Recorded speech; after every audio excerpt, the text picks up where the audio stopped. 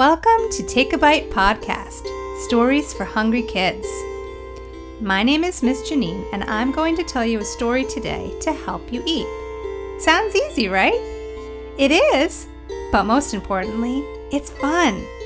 So, grab some breakfast, lunch, or dinner, a family member or friend, and your listening ears. Oh, there's one rule.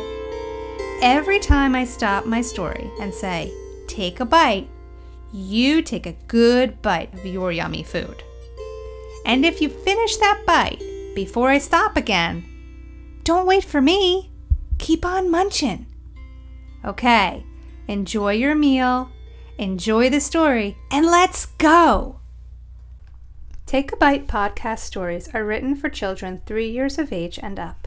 Adult supervision is always required while kids are eating and listening. Always remind your child to finish chewing before taking another bite to prevent choking. Please see our website, takeabitestories.com, for more information. By listening to this podcast, you agree to all terms and conditions set forth within.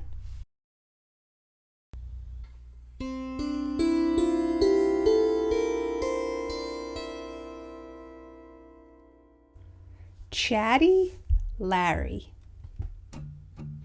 Larry ran around the stable making all kinds of silly noises. He went left, he went right, he flew to the top of a bale of hay. He squawked and he flapped his wings. Larry was a silly creature. He was a gray bird with a big, bulky body, about the size of a chicken. He had little black spots dotting his feathers. Larry was something called a Guinea Hen. And today you will hear the story of how Larry became very lucky. Take a bite. Larry wasn't always lucky. In fact, quite the opposite. Larry was lonely. He was supposed to live a busy and loud life as a guinea hen. Guinea hens usually live in flocks on farms where they eat lots of bugs in the grass. They can live in people's yards, or in Larry's case, at a horse farm, where they pretty much stick to themselves and their flocks. In case you don't know, a flock is a group of birds. They squawk loudly, making all kinds of silly guinea hen sounds to talk to each other. But not Larry. He was the only hen on this farm. Larry was lonely. Take a bite. Larry tried everything to form a flock. He spent all of his time trying to make friends with anyone and everything he saw. First, he tried for a week to make friends with a goat. Every day, he would tell the goat all about catching insects and learning to fly, and the goat would just listen. She would stare at him with her big eyes with diamond shapes inside of them. The goat would munch and sometimes say things to Larry. But in the end, Larry didn't really understand her. And the goat didn't really get Larry. Sure, they were kind of friends, but Larry needed more. Take a bite. So, the next week he went in and out of all the horse stalls in the stable, trying to find a friend. Most of the horses were out in the pasture, enjoying the new spring grass. It was pretty empty and quiet in there. Just big buckets of water and feed and hay on the floors. But there was one strawberry-colored horse named Rudy that was still inside. He paced back and forth in his stall, seeming like he needed someone to talk to. Great, thought Larry as he went over to chat. Take a bite. The horse looked at Larry and stopped right in his shoes. Did you know horses wear shoes? They really do, for real. Ask your grown-up about it. So the horse just stared at Larry, since he had heard him squawk 1,000,000 times, but he had never seen him. Larry started talking, telling Rudy all about how the weather was outside, how the grass was feeling under his feet, how the bugs were tasting, how the horseback lessons were going today, what his favorite color was. Rudy, the horse, had no idea what on earth this bird was talking about. He just stood there with hay hanging out of his mouth. He blinked and said nothing. Larry got the hint. He decided to move on to search for a friend somewhere else. Take a bite. Larry wandered out of the dark stables into the bright spring sunshine. He looked around him and saw the forest in the distance and the pasture to his right. And, oh yay, coming toward him was Chloe, the barn cat. She was brown and black and white all over, which means she was a calico cat. Chloe saw Larry standing in the stable doorway and figured she should go the other way. Larry was confused. He was so excited to talk to her. So he ran over full speed ahead, squawking and flapping and running and hopping. Chloe thought the silly bird was mad, so she ran even faster away through the field, hopped a fence, and she was gone. Poor Larry. He just wanted to talk. Take a bite. Larry would not give up in finding a friend or a flock or a family. Any of those would make him happy. He decided to go check out the chicken coop. They were birds like him, he thought. Maybe they will understand him. The brown feathered hens, those are girl chickens, were outside scratching in the grass, finding little bugs to eat. Larry knew how to do that too. So he scooted up to them and began kicking. Every single hen stopped short. Larry had their attention. He was just about to tell them about himself when, from behind the chicken coop, came a giant, red-headed rooster. A rooster is a boy chicken. He was much taller than the hens and walked very slowly with a very scary face on. Larry knew what that meant. Run!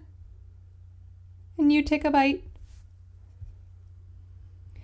After Larry caught his breath from running away from the cranky rooster, he remembered learning once that roosters are protective of their flocks. He understood. Oh, how Larry wished he had a flock of his own to protect. Larry wandered over to the outdoor arena where a little girl named Hadley was finishing up her horseback lesson. Miss Laura, her teacher, was giving her directions. Larry couldn't hear what they were saying since he was now standing on the edge of the fence, watching. But, oh, yippee! The girl was leading the horse over to him now. Take a bite.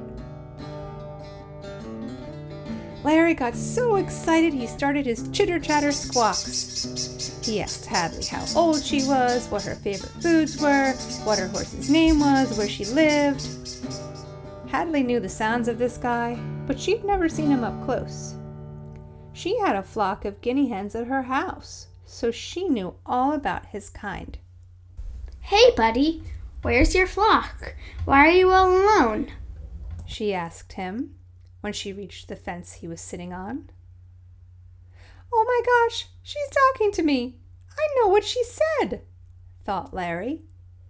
He got so excited that he jumped off the fence and did a silly, jumpy, flappy, happy dance. He ripped a big chunk of grass out of the ground and shook his head back and forth while Hadley giggled at him. Take a bite.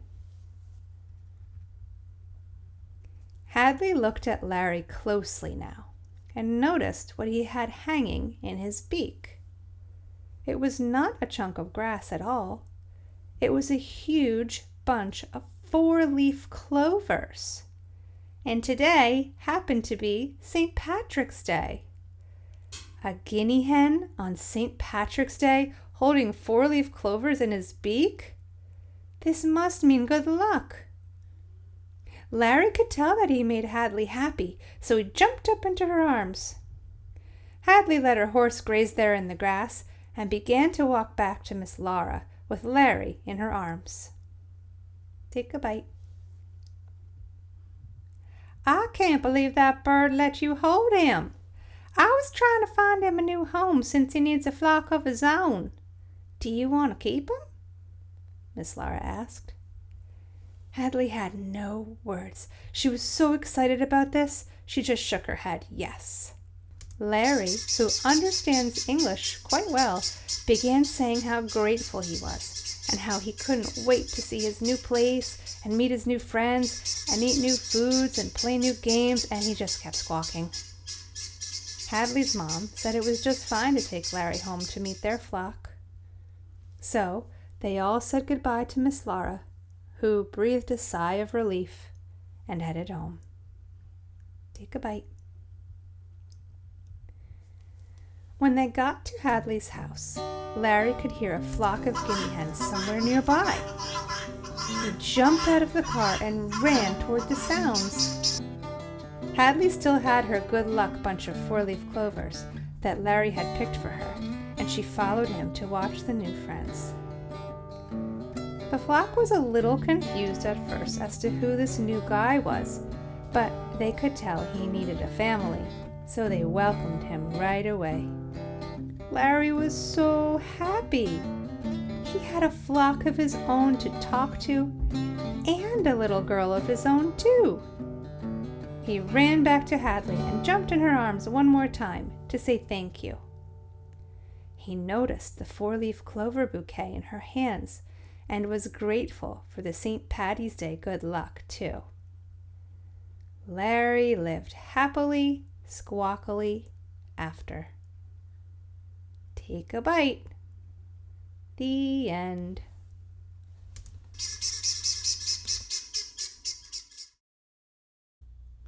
Well, are you full? Did you finish your meal? Good job. If you didn't, keep eating. Mom or Dad can head to our website, takeabitestories.com, for some discussion questions. You can see what you remember about the story, how it made you feel, and what you liked about it. If you're all done for now, thanks for listening. I hope this story made you hungry for more. Bye-bye.